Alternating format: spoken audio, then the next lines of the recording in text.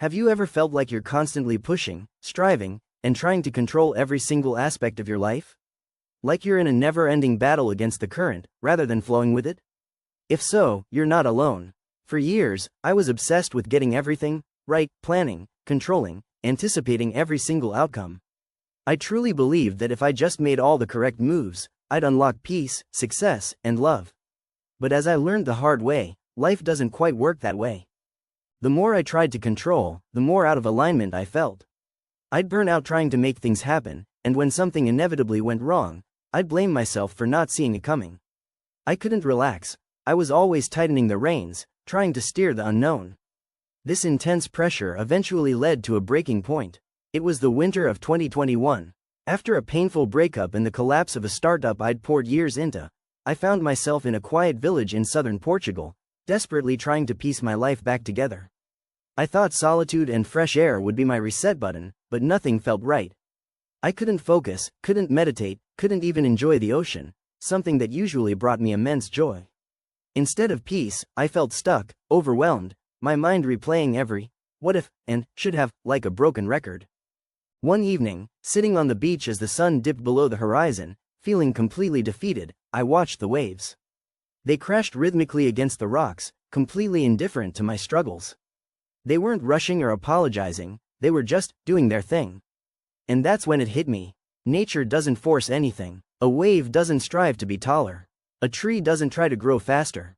They exist in a state of trust, a natural cooperation with life. And somehow, with all that ease, they thrive. A quiet whisper emerged inside me. What if I'm the one disrupting my own flow by trying to control everything? It wasn't a sudden lightning bolt, but a gentle shift began. From that day forward, I started asking myself a new question each morning. What would happen today if I didn't try to control anything? This wasn't about doing nothing. I still worked, moved, and made decisions. But I tried to stay present, rather than 5 steps ahead. I allowed myself to feel uncertain without immediately seeking solutions. I listened more, to myself, to life, to the quiet. Slowly, almost imperceptibly, my anxiety began to fade, like a fog lifting. I stopped catastrophizing every decision. I felt a little more at peace, even when nothing around me had outwardly changed. This was the beginning of what I now call divine flow. Divine flow isn't passive. It's not about abandoning effort.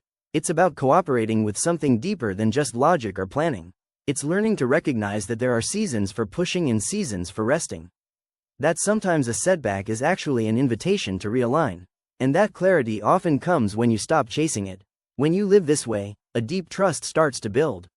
You realize you don't need to have everything figured out.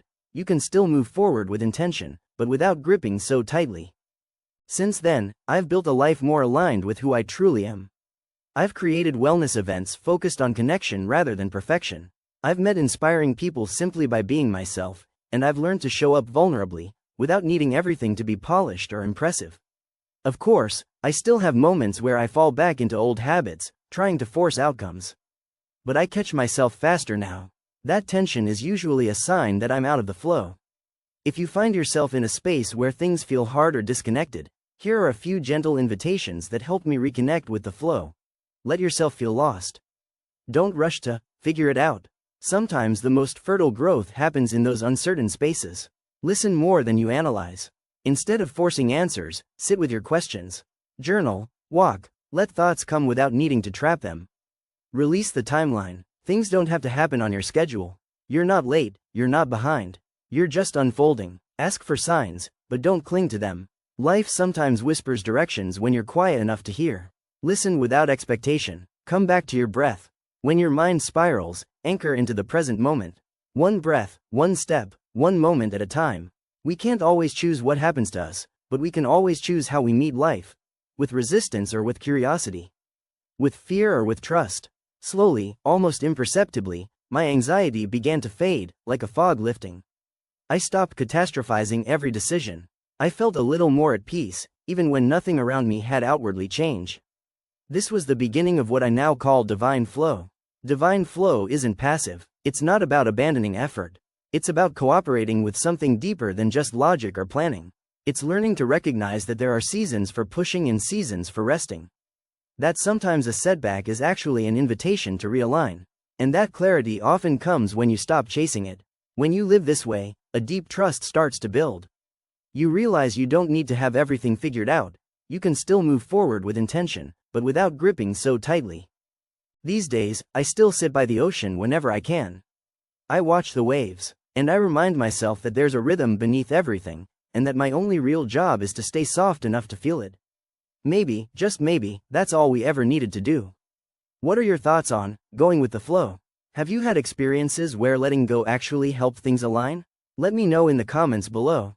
If this message resonated with you, please give this video a like, share it with someone who might need to hear it, and subscribe for more insights on living a more aligned and peaceful life. See you next time.